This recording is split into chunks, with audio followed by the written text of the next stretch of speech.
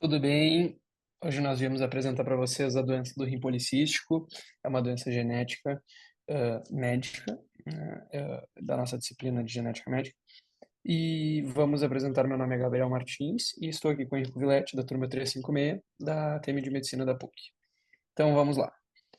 Iniciando, eu vou começar falando para vocês o que que é a doença, né, do rim policístico. Basicamente, tu tem nessa imagem aí, a gente consegue ver muito a diferença entre um rim normal, que vai ser o mais da esquerda, o do meio, que seria um parcialmente tomado, e um da direita, que seria um totalmente tomado pela doença. O que que acontece? Essa doença ela é genética, e eu vou comentar para vocês quais são os genes e a fisiopatologia dela.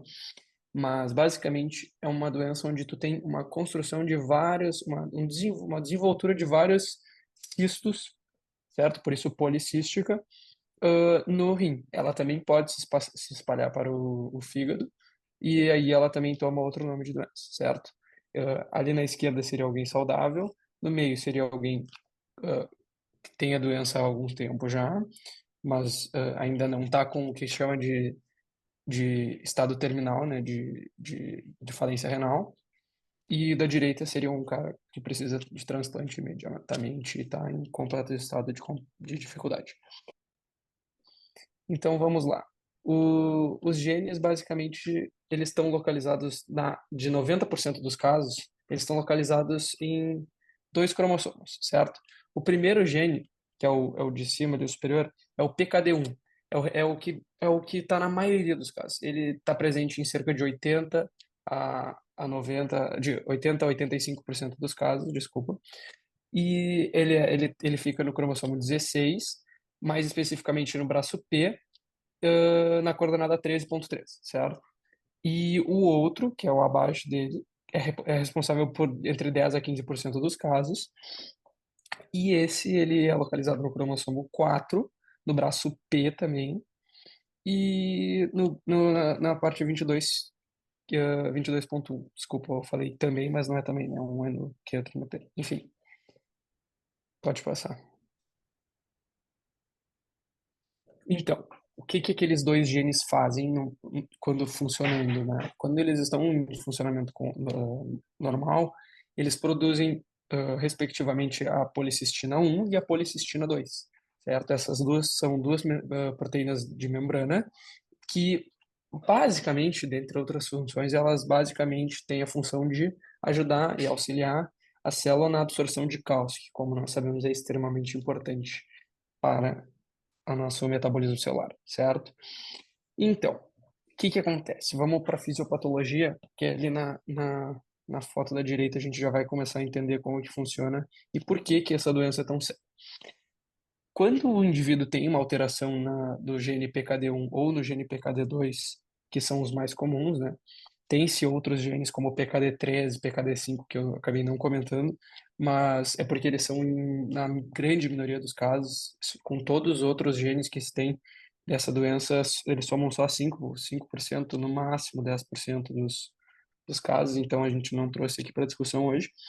Mas, basicamente, nesse tipo de situação, quando o PC, tanto sendo na policistina 1 quanto na policistina 2, a gente consegue ver ali no topo, tá vendo ali no ápice da camada basal da célula, a gente consegue ver as duas proteínas, ou seja, elas ajudando a entrada de cálcio, que foi a função que eu expliquei para vocês que elas têm.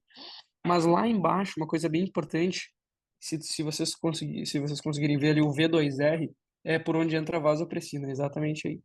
E a vasopressina, ela vai ser bem importante porque quando tu tem essa modificação na proteína causada pela alteração genética nesses genes PKD1 e PKD2, vai se ter um acúmulo de vasopressina que vai ser extremamente ruim para a célula, pois ela não somente vai crescer deliberadamente e descontroladamente, como também os túbulos renais vão começar a se evaginar, porque é assim que se formam os cistos nessa doença, eles se evaginam e depois se soltam, certo? Então aqui tu tem um tubo e ele começa a fazer uma invaginação, vai crescendo, vai crescendo, vai crescendo com o passar dos anos, né?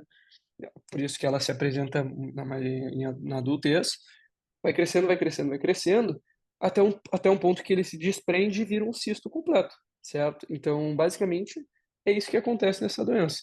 E aqueles cistos vão crescendo, crescendo, crescendo e vão comprometendo cada vez mais a função renal, certo? E é uma doença muito complicada, causa cerca de 80% dos casos de falência renal, se eu não me engano, e é bem, bem complicada mesmo. Então, tem que botar bastante seriedade nisso.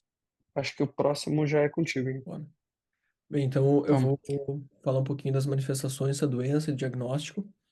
Então, é uma doença que requer muita atenção dos médicos, porque das doenças genéticas, que causam doença renal crônica, ela está em primeiro lugar, ocupa a primeira posição, e das doenças em gerais que causam insuficiência renal crônica e a terapia renal substitutiva como tratamento, que seria uma diálise ou o transplante de rim, ela ocupa a quarta posição. Então, é uma doença bem grave, como a gente pode ver também lá no começo e pela explicação do Gabriel, é uma doença que requer bastante atenção. Bem, as manifestações elas normalmente começam na idade entre os 30 e 40 anos, tipicamente, e os primeiros sintomas não vão ser diretamente ligados à função renal. O primeiro sintoma, normalmente, que o paciente vai apresentar vai ser um marcador de pressão arterial aumentado, elevado, uma hipertensão arterial, que também tem que gerar já um alerta no médico que estiver fazendo análise clínica desse paciente. Ah, 65% dos homens, isso é um dado comprovado por um estudo, e 40% das mulheres, eles apresentam uma hipertensão arterial sistêmica elevada antes de apresentar uma insuficiência renal crônica ou danos que modifiquem a taxa de filtração glomerular. Então, esse é um marcador muito importante para o diagnóstico, que eu vou falar um pouquinho depois. Além da pressão arterial, aumentada, hipertensão arterial, a gente tem outras manifestações dessa doença, que incluem, aqui como vocês podem ver, a nefromegalia, que vai ser um aumento significativo do tamanho do rim, que também, depois eu vou explicar, é um sinal para o diagnóstico, para medir o volume renal total.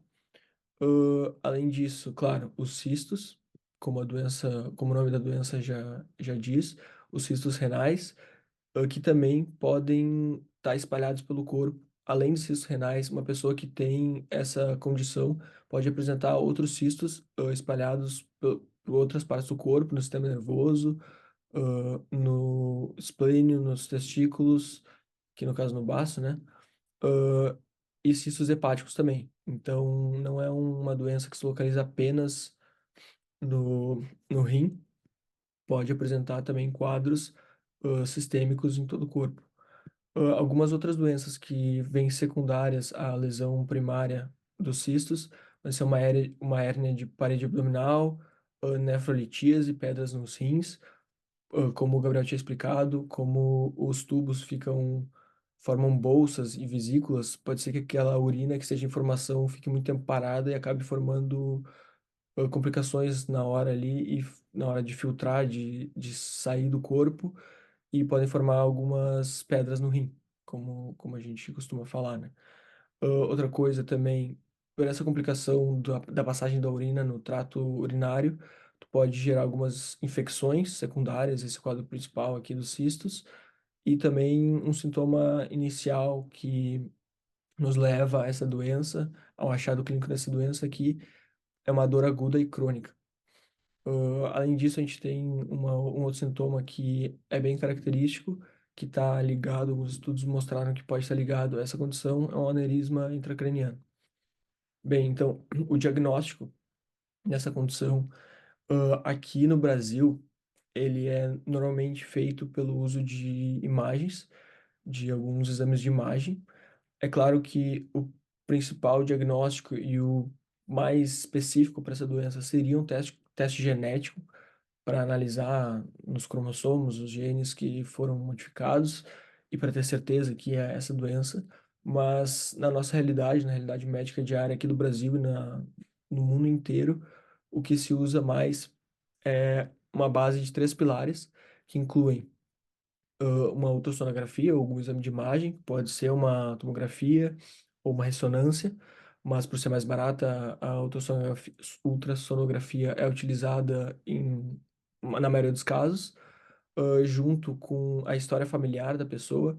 Então, fazer anamnese e saber como é que é a história familiar da pessoa, por ser uma doença dominante, normalmente vai ter algum outro caso na família, algum outro caso perto. Então, isso é muito importante se analisar.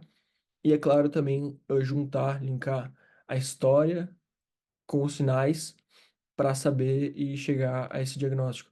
Sempre que esses sinais aqui forem apresentados para um paciente, é muito importante perguntar a história e, claro, se confirmar, fazer um exame de imagem é muito importante para que o médico tenha certeza de que é essa doença do rim policístico. Bem, então aqui é isso que o gráfico está mostrando. Se a gente tem a história familiar, sinais e sintomas, é muito bom complementar com um exame de imagem. E a gente tem alguns parâmetros já estabelecidos para o diagnóstico a partir do exame de imagem, que entre 15 e 39 anos, se forem achados 3 cistos ou mais, daria positivo para essa doença. Entre 40 e 59, ao menos 2 cistos em cada rim. E a partir dos 60 anos, então, 4 cistos nos 2 rins.